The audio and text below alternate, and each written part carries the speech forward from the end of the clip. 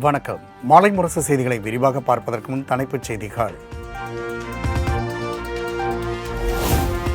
ஹரியானாவில் 3வது முறையாக ஆட்சியை கைப்பற்றியது பாஜக.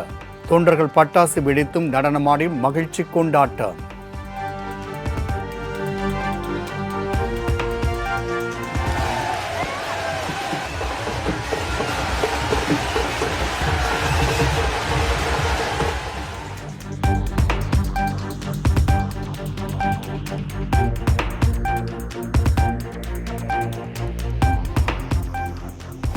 ஜம்மு காஷ்மீரில் இந்தியா கூட்டணி முன்னிலை.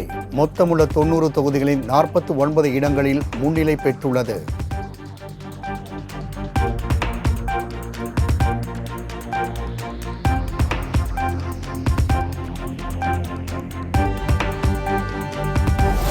ஜம்மு காஷ்மீர் முதலமைச்சராக ஒமர் அப்துல்லா தேர்வு செய்யப்படுவார் என தேசிய மாநாட்டு கட்சி தலைவர் ஃபாரூக் அப்துல்லா அறிவிப்பு.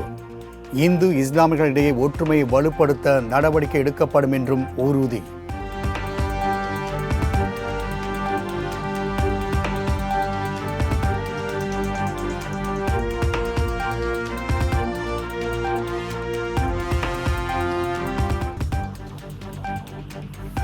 ஹரியானா மாநிலம் ஜூலானா தொகுதியில் காங்கிரஸ் கட்சி சார்பில் போட்டியிட்ட மல்யுத்த வீராங்கனை வினேஷ் போகத் வெற்றி. 6000 வாக்குகள் வித்தியாசத்தில் பாஜக வேட்பாளர் யோகேஷ் குமாரை வீழ்த்தினார்.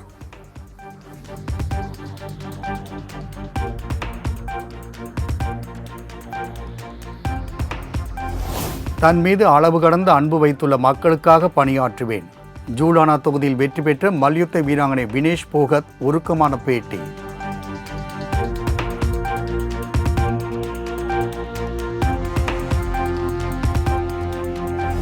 ஹரியானாவில் தேர்தல் முடிவுகளை அறிவிப்பதில் காலதாமதம் ஏதும் ஏற்படவில்லை. முடிவுகள் தாமதமாக அறிவிக்கப்படுவதாக காங்கிரஸ் உள்ளிட்ட எதிர்க்கட்சிகள் குற்றம் சாட்டிய நிலையில் இந்திய தேர்தல் ஆணையம் விளக்கம்.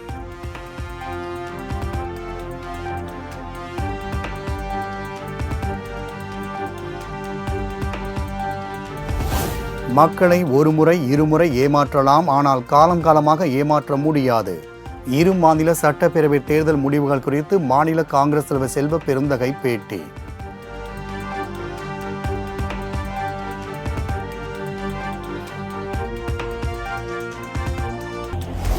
தேர்தல் முடிவுகளில் இருந்து மத்திய பாஜக அரசு பாடம் கற்றுக்கொள்ள வேண்டும்.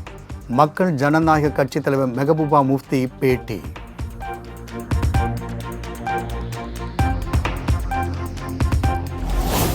மேற்கு வங்க மாநிலம் கொல்கத்தாவில் 50க்கும் மேற்பட்ட மருத்துவர்கள் கூண்டோடு ராஜினாமா. பயிற்சி பெண் மருத்துவர் படுகொலை வழக்கில் தீர்வு காண்பதில் மாநில அரசு அலட்சியத்துடன் செயல்படுவதாக குற்றச்சாட்டு.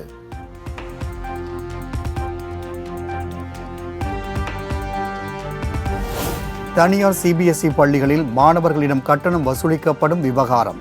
வசதிக்கு ஏற்ப வசூலிக்கப்படுகிறதா என்பதை கட்டண நிர்ணய குழு சரிபார்க்க சென்னை உயர்நீதிமன்றம் உத்தரவு.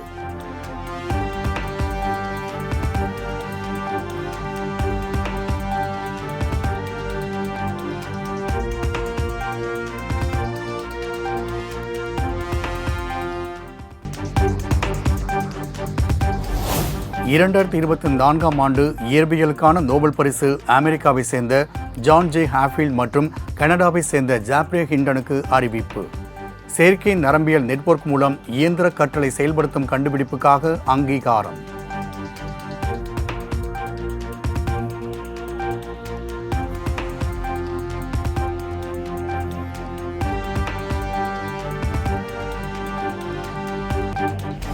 கன்னியாகுமரி அதிமுக கிழக்கு மாவட்ட செயலாளர் மற்றும் அமைப்பு செயலாளர் பதவியில் இருந்து தளவாய் சுந்தரம் அதிரடியாக நீக்கம். கட்சி சட்ட திட்டங்களுக்கு மாறுபட்டு நடந்து கொண்டதாக அதிமுக பொதுச் செயலாளர் எடப்பாடி பழனிசாமி உத்தரவு.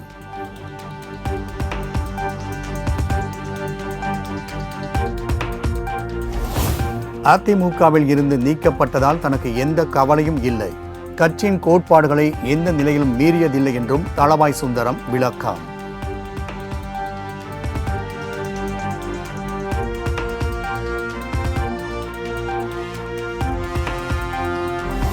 அதிமுகவில் பதவி பறிக்கப்பட்ட தளவாய் சுந்தரம் RSSல் இணைய வேண்டும். பாஜக ஒருங்கிணைப்பு குழு தலைவர் H. ராஜா அழைப்பு.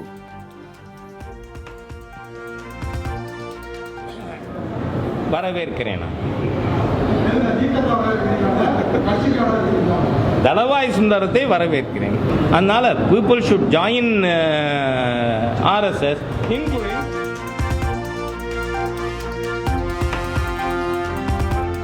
சென்னை தலைமைச் செயலகத்தில் முதலமைச்சர் மு க ஸ்டாலின் தலைமையில் தமிழக அமைச்சரவை கூட்டம். புதிதாக அமைச்சரவை மாற்றி அமைத்த பின் நடைபெற்ற கூட்டத்தில் பல்வேறு விவகாரங்கள் குறித்து ஆலோசனை.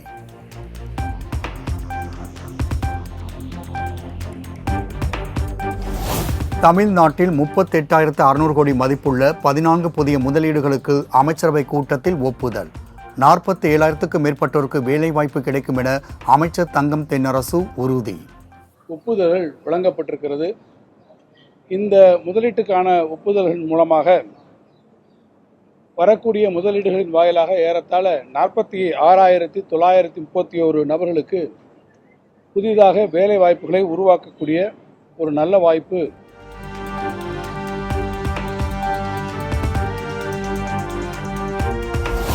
சாம்சங் தொழிலாளர்கள் உடனடியாக பணிக்கு திரும்ப வேண்டும் என அமைச்சர் TRB ராஜா வேண்டுகோள். சங்க பதிவு தவிர்த்து தொழிலாளர்களின் அனைத்து கோரிக்கையும் நிறைவேற்றப்பட்டுவிட்டதாக பேட்டி.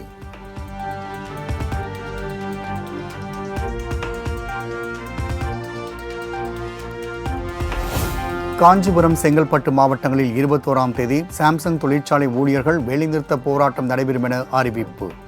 தொடர்ந்து பேச்சுவார்த்தை தோல்வியடைந்து வரும் நிலையில் CITU தொழிற்சங்க செயலாளர் தகவல்.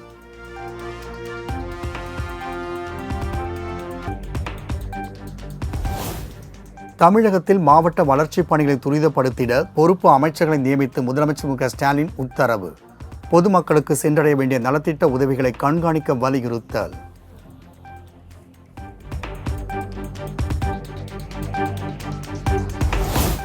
நெல்லைக்கு KM நேரு, கோவைக்கு செந்தில் பாலாஜி, தேனிக்கு I பெரியசாமி பொறுப்பு அமைச்சர்களாக நியமனம். நாகைக்கு அன்பில் மகேஷ், திருப்பத்தூர் மற்றும் கள்ளக்குறிச்சி மாவட்டத்திற்கு ஏவா வேலுவை பொறுப்பு அமைச்சராக நியமித்து உத்தரவு.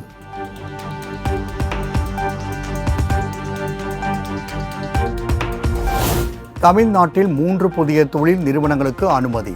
முதலமைச்சர் மு க ஸ்டாலின் தலைமையிலான அமைச்சரவை கூட்டத்தில் ஒப்புதல்.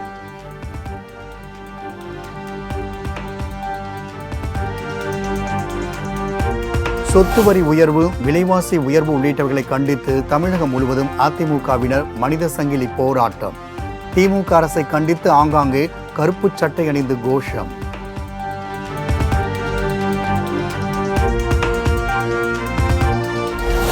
கள்ளச்சாராயம் குடித்து உயிரிழந்தால் 10 லட்சம், அரசு நடத்தும் விமான சாகச நிகழ்ச்சியில் சிக்கி உயிரிழந்தால் 5 லட்சமா? திண்டிவனத்தில் அதிமுக முன்னாள் சட்டமன்ற அமைச்சர் CV சண்முகம் சாடல். நீ போறியா நான் போறேன், நீ அனுப்புறியா இல்லை நான் போட்டான், அதான் அதான் அதான் அது சாராயம். இது அரசாங்கம் மறைமுக ஆதரவோடு நடைபெற கள்ள சாராயம், அதனால 10 லட்சம்.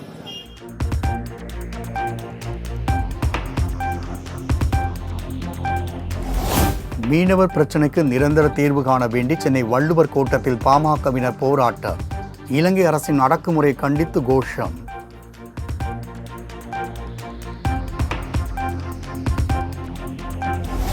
சென்னையில் புதிதாக திறக்கப்பட்ட கலைஞர் நூற்றாண்டு பூங்கா நுழைவு கட்டணத்தை குறைக்க வேண்டும். தமிழ்நாடு அரசுக்கு பாமக தலைவர் அன்புமணி ராமதாஸ் வலியுறுத்தல்.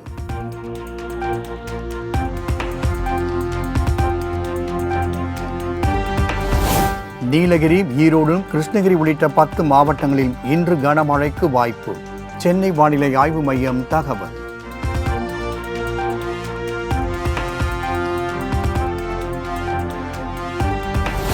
தமிழகத்தில் உள்ள பல்வேறு மாவட்டங்களில் அடுத்த 7 நாட்களுக்கு கனமழை தொடரும் என வானிலை ஆய்வு மையம் அறிவிப்பு. சென்னையில் அடுத்த 24 மணி நேரத்திற்கு நகரின் பல்வேறு இடங்களில் மிதமான மழை பெய்யக்கூடும் என தகவல்.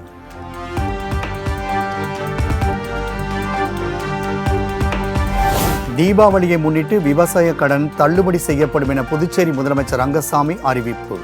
13 கோடி வரையிலான கடன் தொகையில் 12 கோடி வரை தள்ளுபடி செய்யப்படும் என பேட்டி.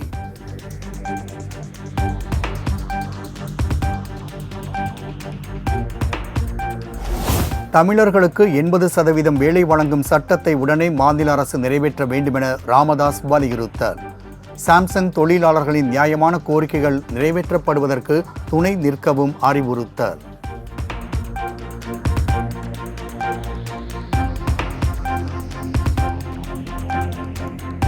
மதுரை குன்னூரில் உள்ள தனியார் பள்ளிகளுக்கு வெடிகுண்டு மிரட்டல் விடுக்கப்பட்டதால் பரபரப்பு. மாணவர்களை உடனடியாக பள்ளிகளிலிருந்து வெளியேற்றி வெடிகுண்டு செயலிழப்பு நிபுணர்கள் சோதனை.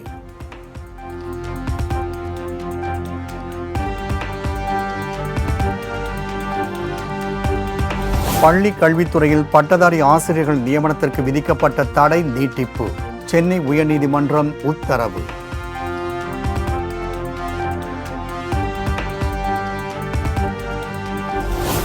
மெரினா கடற்கரையை தொடர்ந்து தாம்பரம் விமானப்படை தளத்திலும் ஹாட் அம்பு விட்ட விமானங்கள்.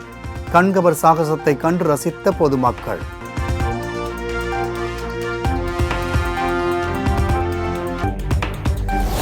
சென்னை தாம்பரத்தில் இந்திய விமானப்படையின் 92வது ஆண்டு நிறைவு விழா. கடும் வெயில் தாக்கத்தின் காரணமாக விமானப்படை வீரர்கள் 5 பேர் திடீர் மயக்கம்.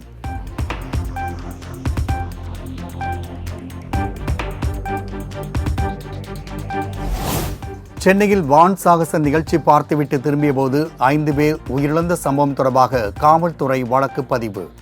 அண்ணா சதுக்கம், திருவல்லிக்கேணி, மயிலாப்பூர், மெரினா காவல் நிலையங்களில் தனித்தனியாக வழக்குகள் பதிவு.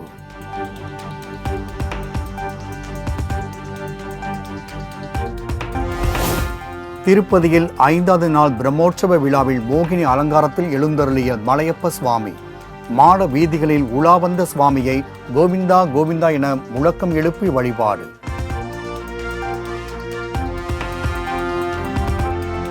ஆஸ்திரேலியாவில் இருந்து ஜப்பான் சென்ற விமானத்தின் இருக்கையில் உள்ள திரைகளில் ஆபாச படம் ஒளிபரப்பானதால் பயணிகள் அதிர்ச்சி. தொழில்நுட்ப கோளாறு காரணமாக நிகழ்ந்துள்ளது என விமான நிறுவனம் விளக்கம்.